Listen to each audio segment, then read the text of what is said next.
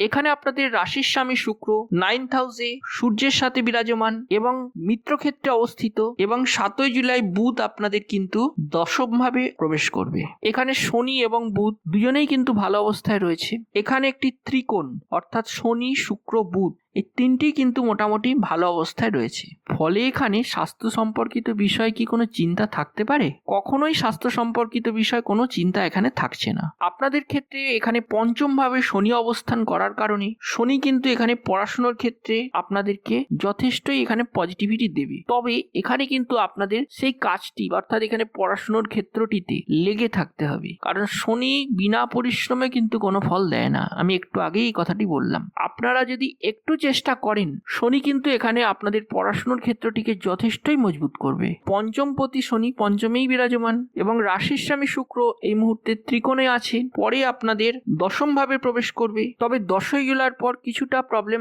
আসতে পারে প্রেম রিলেটেড বিষয়, কারণ একটু মিসআন্ডারস্ট্যান্ডিং এক্ষেত্রে আপনাদের দেখতে পাওয়া যাচ্ছে। শনির সাথে শুক্রের একটা স্বরাষ্টক যোগ তৈরি হওয়ার কারণে এই সমস্যাটা আসতে পারে। কিন্তু 10ই জুলাইয়ের আগে শনি শুক্রের মধ্যে দুজনেই ত্রিকোণে থাকার কারণে দুজনের মধ্যে আন্ডারস্ট্যান্ডিং, দুজনের মধ্যে ফিলিংস, দুজনের চিন্তাধারা এগুলি কিন্তু সবই একই থাকছে। আপনাদের প্রেম ভালোবাসার ক্ষেত্রে খুব ভালো একটা সম্পর্ক থাকবে। কিন্তু 10ই জুলাইয়ের পর যখন স্বরাষ্টক যোগ তৈরি হবে তখন কিন্তু কিছুটা সমস্যা দেখা দিতে পারে। যেটা আপনারা মনে করছেন সেই বিষয়গুলি কিন্তু আপনারা কর্মক্ষেত্রে এই মাসে অবশ্যই করতে পারবেন, কারণ শুক্র হচ্ছে আপনাদের রাশির স্বামী এবং বুধ হচ্ছে আপনাদের ভাগ্যপতি। দুজনেই কিনা যখন আপনাদের দশম ভাবের ওপর থাকছে তখন কিন্তু যথেষ্টই এখানে কর্মক্ষেত্রের ব্যাপারে একটা পজিটিভিটি এখানে আপনারা দেখতে পাবেন। তাই ক্যারিয়ারের ব্যাপারে এই মাসটি খুবই সর্বশ্রেষ্ঠ মাস একটি বলা যায়।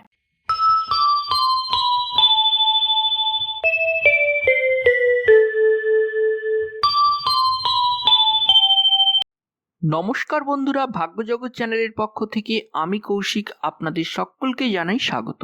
আজকের আলোচ্য বিষয় জুলাই মাস 2024 তুলা রাশি।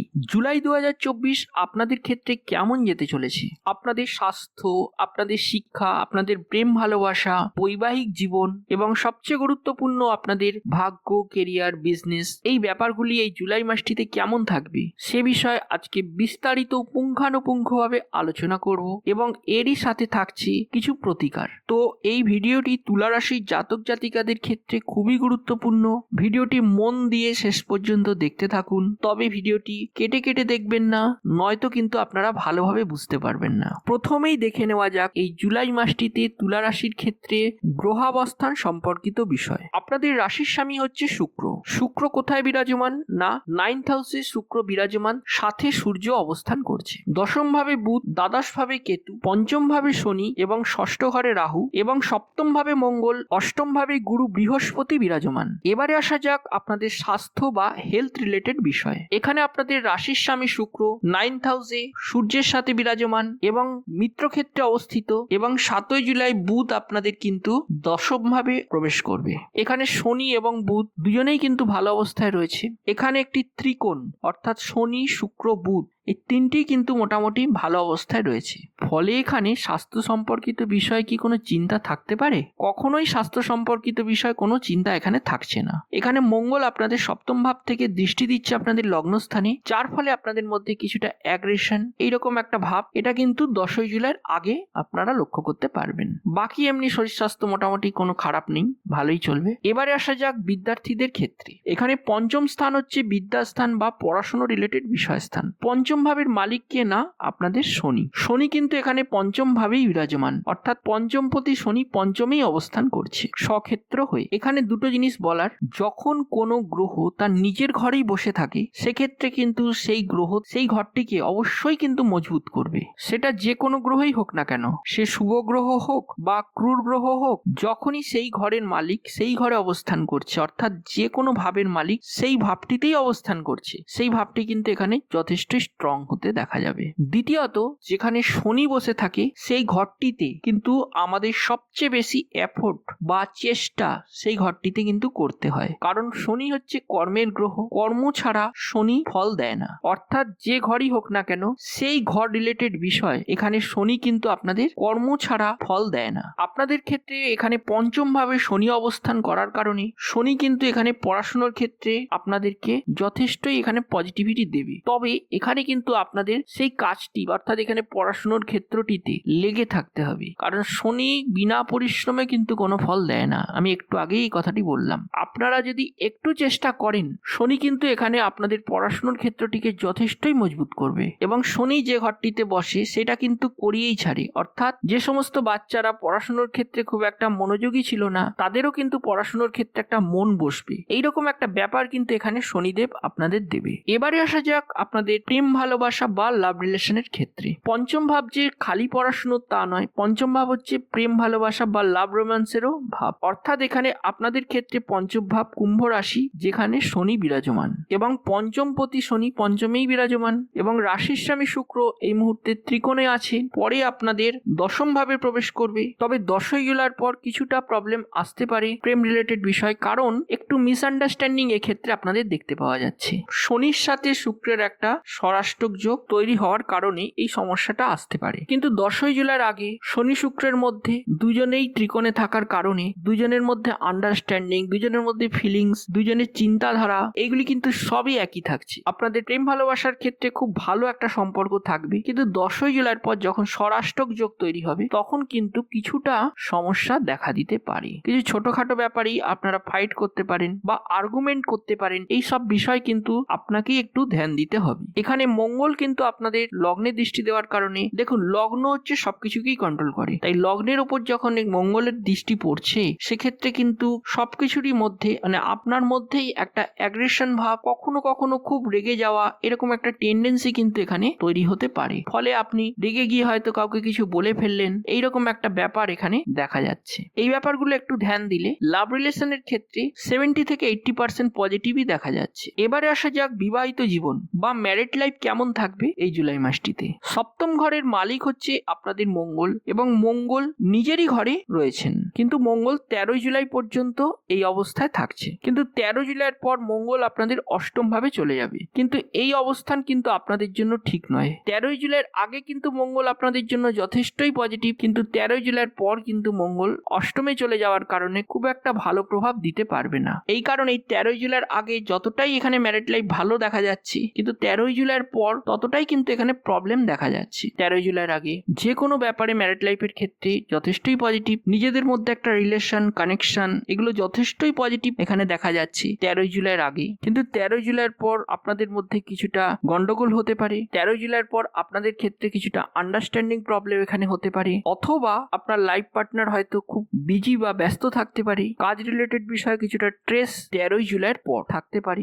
এবারে আসা যাক সবচেয়ে গুরুত্বপূর্ণ বিষয়, ভাগ্য, কেরিয়ার এবং বিজনেস কেমন থাকছে। ভাগ্যস্থান হচ্ছে নবম স্থান এবং দশম স্থান হচ্ছে কর্মস্থান। ভাগ্যস্থানের মালিক হচ্ছে বুধ, যে কিনা আপনাদের দশম ভাবে রয়েছে। সেক্ষেত্রে বুধ এখানে যথেষ্টই ভালো, কারণ কেন্দ্রাবস্থায় আছে। এরপর বুধ এখানে আপনাদের একাদশ ভাব অর্থাৎ লাভ স্থানে প্রবেশ করবে, তখনও যথেষ্টই পজিটিভিটি থাকছে বুধের, অর্থাৎ আপনাদের ক্ষেত্রে একটা ভাগ্যের সাপোর্ট এটা কিন্তু আপনারা এই সময় পাবেন। তাহলে এই পুরো জুলাই মাসটি ধরে বুধ আপনাদের প্রথমে কেন্দ্রে থাকছে, তারপরে আপনাদের ইচ্ছা পূর্তি স্থানে থাকছে, তাহলে কোনো চিন্তার এখানে বিষয় কিন্তু থাকছে না ভাগ্য রিলেটেড বিষয় নিয়ে। এবং এরই সাথে আপনাদের নবম ভাবে আপনাদের রাশির স্বামী কিন্তু উঠে গিয়ে বসছে শুক্র, তাহলে এখানে ভাগ্য রিলেটেড কোনো চিন্তারই কিন্তু ব্যাপার থাকছে না। এবং যে কোনো ব্যাপারই হোক না কেন ভাগ্য কিন্তু আপনাদের সাথে থাকছেই, অর্থাৎ কোনো সমস্যা এখানে ভাগ্য রিলেটেড কিন্তু থাকছেই না, এটুকু বলা যেতেই পারে। কিছু ইনভেস্টমেন্টের ব্যাপারে কোনো আইডিয়া যদি আপনার মনের মধ্যে থাকে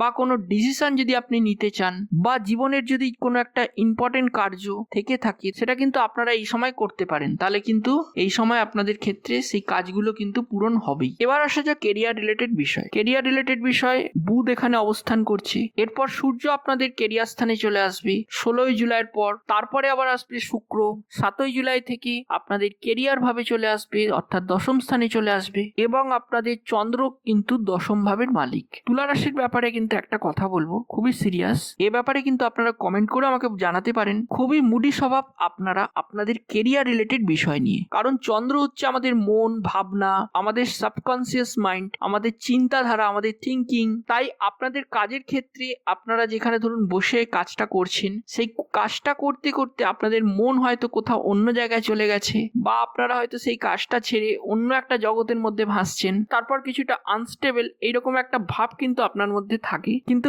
এই মাসটিতে শুক্র, সূর্য, বুধ সবই আপনাদের 10th হাউসে অবস্থান করার কারণে কাজের ক্ষেত্রে একটা খুশির একটা মহল কিন্তু এখানে দেখা যাবে। কারণ শুক্র আর বুধ দুটোই শুভ গ্রহ আপনাদের কর্মক্ষেত্রে থাকছে। কারণ কি, যেটা আপনাদের চিন্তা, যেটা আপনাদের ভাবনা, যেটা আপনারা মনে করছেন, সেই বিষয়গুলি কিন্তু আপনারা কর্মক্ষেত্রে এই মাসে অবশ্যই করতে পারবেন। কারণ শুক্র হচ্ছে আপনাদের রাশির স্বামী এবং বুধ হচ্ছে আপনাদের ভাগ্যপতি। দুজনেই কিনা যখন আপনাদের দশম ভাবের ওপর থাকছে, তখন কিন্তু যথেষ্টই এখানে কর্মক্ষেত্রের ব্যাপারে একটা পজিটিভিটি এখানে আপনারা দেখতে পাবেন। তাই কেরিয়ারের ব্যাপারে এই মাসটি খুবই সর্বশ্রেষ্ঠ মাস একটি বলা যায়। সূর্য আপনাদের যখন দশম ভাবে থাকবে 16 জুলাইয়ের পর, তখন কিন্তু আপনারা কাজের ক্ষেত্রে একটা কনফিডেন্স পাবেন, একটা বোল্ড স্বভাব কিন্তু এখানে আপনারা পাবেন এবং এনার্জেটিক ভাবে আপনারা কাজটা করবেন, কিন্তু অ্যাটিটিউডটাকে একটু কম করার চেষ্টা করবেন। তাহলে কিন্তু আপনাদের কাজের ক্ষেত্রটি যথেষ্টই মজবুত হবে। ওভারঅল বলতে গেলে তুলা রাশির ক্ষেত্রে এই মাসটি যথেষ্টই শুভ।